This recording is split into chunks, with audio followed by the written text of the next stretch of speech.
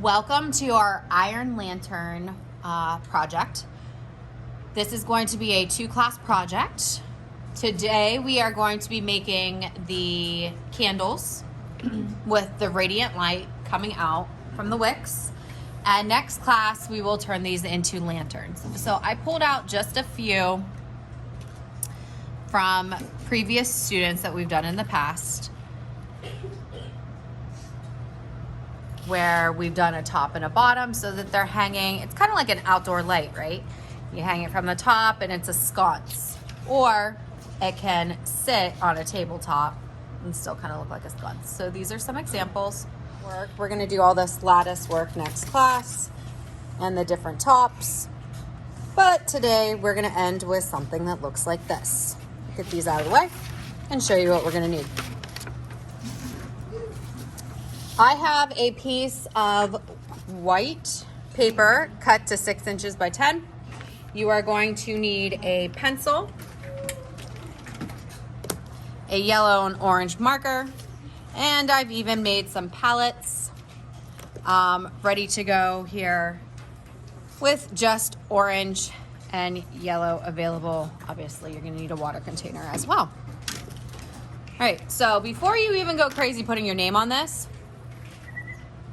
we are going to draw our candle. So your candle can be wide, your candle can be tall and skinny. That is up to you, but I think I'm gonna make mine about medium, and I'm going to do a curve. You're gonna do this along with me, and 2 lines straight down. You don't have to draw dark. All right, I'm gonna do mine dark so that you can see it, but you don't have to draw your lines this dark.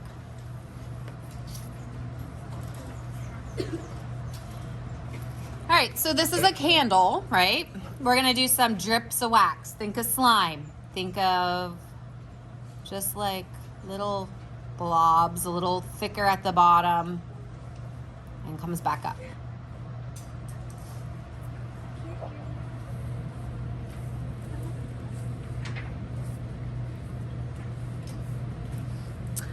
Center of your candle, we're gonna put in a little short line for a wick. And our flame. I don't want a tiny flame because we're gonna do 2 colors in here. And just kind of like a teardrop with another teardrop inside.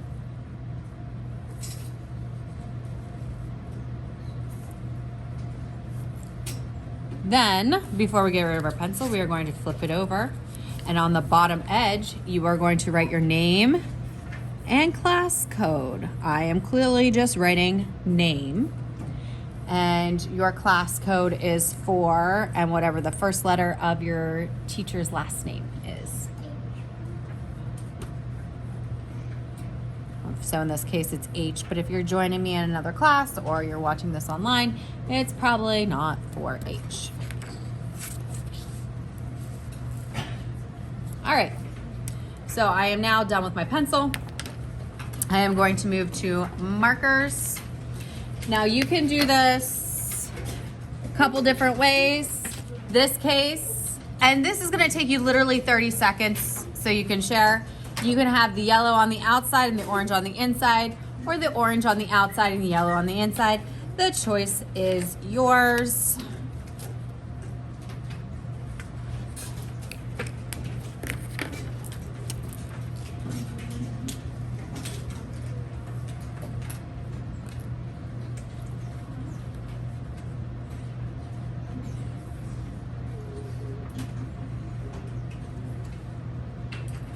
Voila.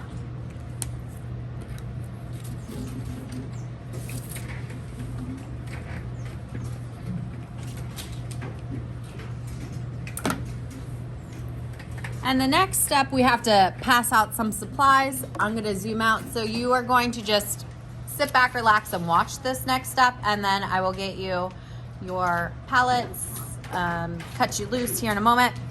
But you are going to need a water container with 2 medium sized, I think these are size 12 brushes. You and your paid partner are going to share. You are going to wake up. I'm going to set this over here actually so that we have it on screen. But you are going to wake up your very well used public school paints. And we are going to do a radiant ring that is going to start at the flame and glow outward. So same right here. I started with my yellow and made basically rings. So I recommend everybody start with the yellow.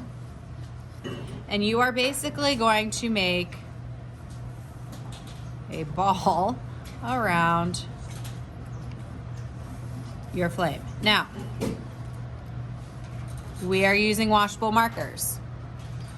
I have touched my yellow to my flame, and I have a degree of color bleeding going on. That's quite okay. It's not gonna make or break the project.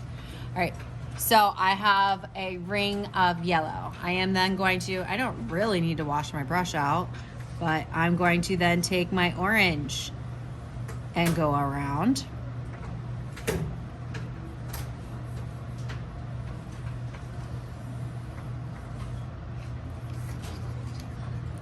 I'm going to let this color bleed. Now you guys are gonna have scratch paper. I kind of have a messy mat of sorts underneath here. You wanna be careful not to get this into your beautiful white candle.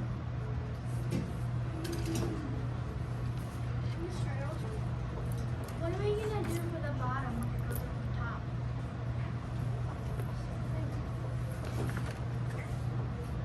I don't know what you mean, honey. We're just gonna keep doing rings here, and this is gonna go off the paper. Fine. I could even make, like, they don't all have to be short. Like, I can make this a little bit bigger. But the trick to watercolor is water. So I want this color bleeding to spread out. I'm just gonna add water to it.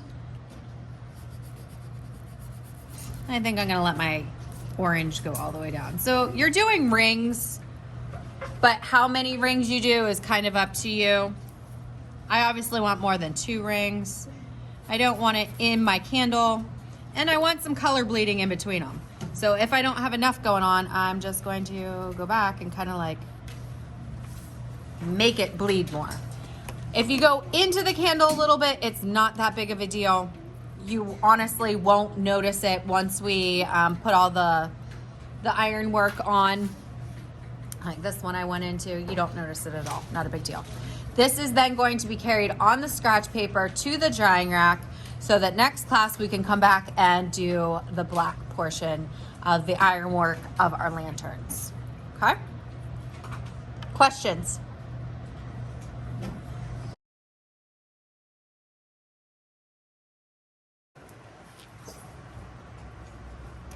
Welcome to day 2 of our iron lantern. Last class we made our candle, which was going to be inside the iron lantern, and today we're going to do the iron work. Obviously we're not using real iron, we're using black construction paper, but the materials that you're going to need for this include your candle from last class.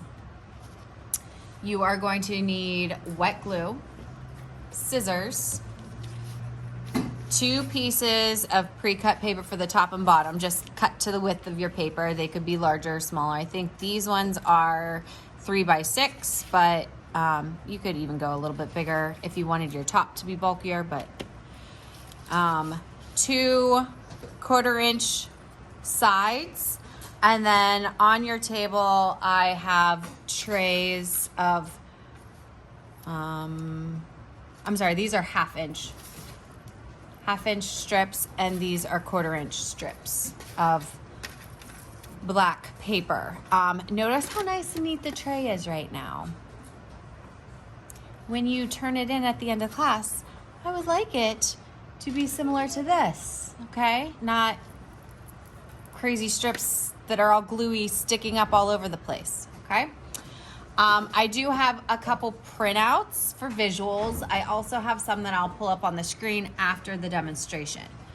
So without further ado, I'm going to slide some of this to the side so we can get started. And I'm going to just point out some different options that you are going to have. I'm going to move these over. Get this out of the way for a second. So let's look at these. Your lanterns. A lot of times they have a hanging component, like a hook, and then some sort of like tiered up top. Many times they sit on the table like they might have little legs, or you could have them where they actually have like something hanging from the bottom. So you're gonna have the choice of how you're going to decorate your top, your bottom, and also how we're going to do, I call this the lattice work, but this is like the decorative component on your lantern. Also notice that a lot of times when they do have these top portions, there are elements cut out of the top so that you can see the negative space. Positive space is the item, negative space is the area behind the item. So even this one has like a little scalloping. This one has feet. This one has a design cut into it. This one does. This one, this one, this one. This one has full like vertical lines cut into it. So I will have some of these available to you. Let's take a look at what some other kiddos have done in the past. You might have it just tiered up to a point. This one has the legs on it. Let me zoom out a little bit. This one has the legs again with the negative space cut into the top that is tiered up to a hook for it to hang. So this would be one that like you would carry and set on a table. This one would just hang, so it has the negative space, the hook, and then it mimicked the negative cutout shapes on the bottom, so this would be a hanging one.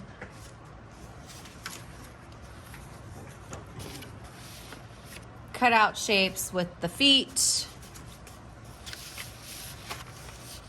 Cutout shapes with the feet.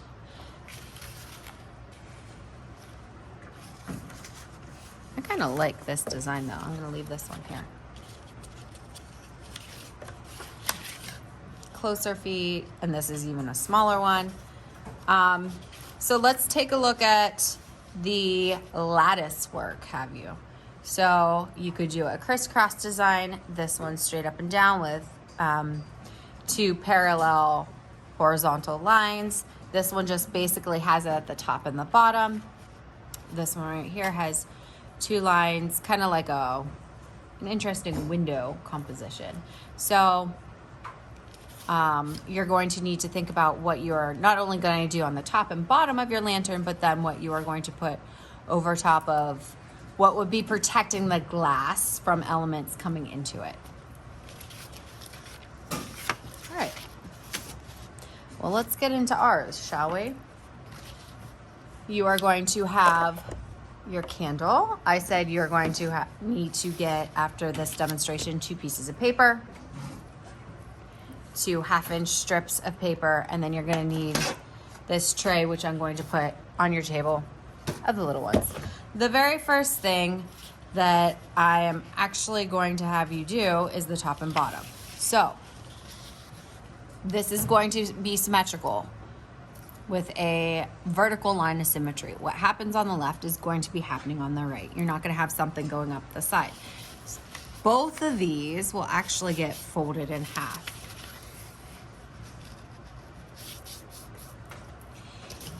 I do not feel that you need to pre-draw them. If you absolutely want to get a pencil to pre-draw, you can. I think I'm going to show you how to do the hook. Would it be easier though for the demonstration if I drew it? All right. Can you see that? Yeah. All right. So for my hook, I'm gonna do a half circle. This is gonna be more like an oval because I made mine a little bit large there. And then you're going to need something for it to hang off of. So that would be this part right here. And then it's going to come down into some type of pattern. I'm just gonna keep it kind of simple, like this. And I'm gonna end up cutting something into this. I'm not going to draw that part.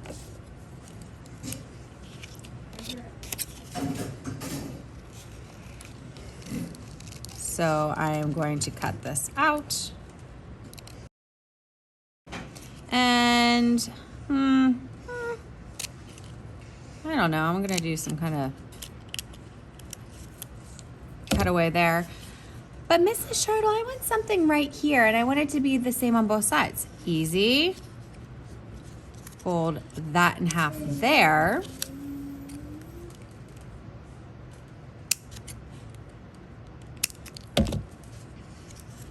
And then when I open this up, oops, I forgot the center part, didn't I?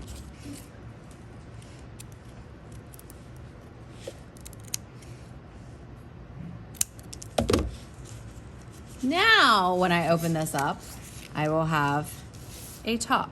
So I could repeat this for something very similar to this on the bottom. However, I'm gonna show you how to make kind of like legs. You guys think it's easier if I draw it out, huh? So from the center, just remember your line is the center point. I'm going to do something like that. This is the outside. And I don't think I'm gonna do anything crazy here. I'm literally just going to do a set of legs. And I don't need it to be quite that thick because that would be a very thick base. I'm gonna cut this like so. Let's get these scraps out of here. And that's going to be my base.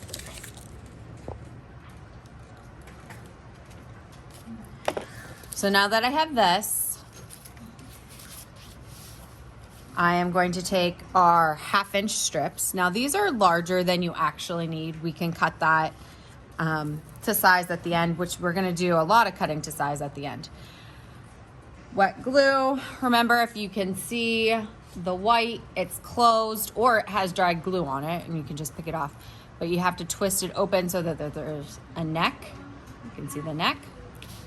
You are going to, not gobs of it, do a nice thin line along the edge, both edges. I'm gonna put my strip on right on the edge. Press it in place.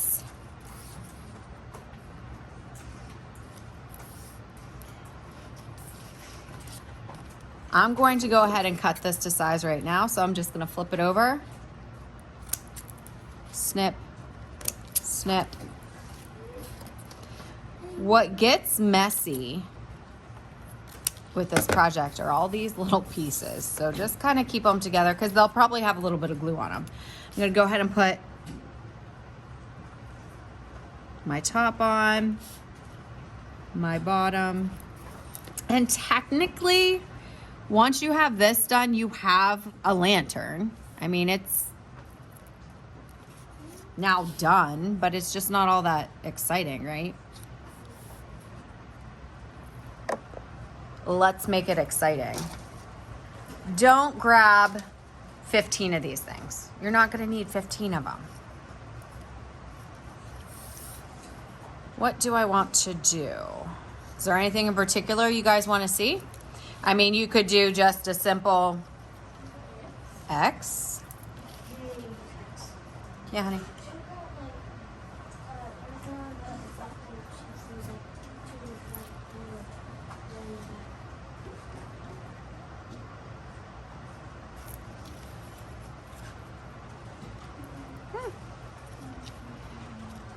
Now, if I'm going horizontal like this, I don't want to glue like that because then nobody's going to really use these side strips.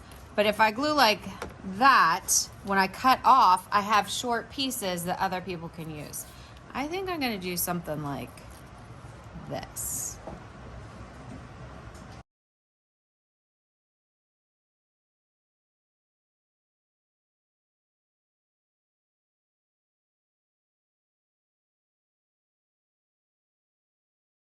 Technically, I probably should have had you put the top and the bottom on after this.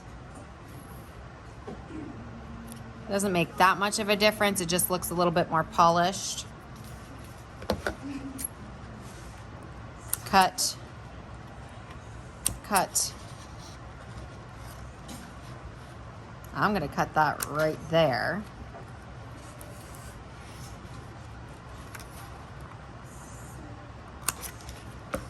Now, some of these little pieces, sure, like could I maybe do a second one right there? That might be interesting. And that one doesn't quite fit. Okay, you could even do like little pieces on the side here. You can get as elaborate as you want with this. I do recommend maybe not covering a ton of the candle. A little bit of the candle's fine, obviously, but I probably wouldn't go so nuts that you can't see that you had a candle there anymore. When you are done with this, as long as these strips are not super gluey, they can go back into this nice, neat bin to be used by the next class. However, if they have gobs of glue on them, I do not want them going in here, because what's gonna happen when I put a gobby gluey piece of paper in here? Yeah, they're all gonna get stuck together, and these strips, I actually hurt my arm cutting these. My arm got worn out. So I don't want to ruin this nice pile of, 1/4 inch strips here. Questions on that? All right.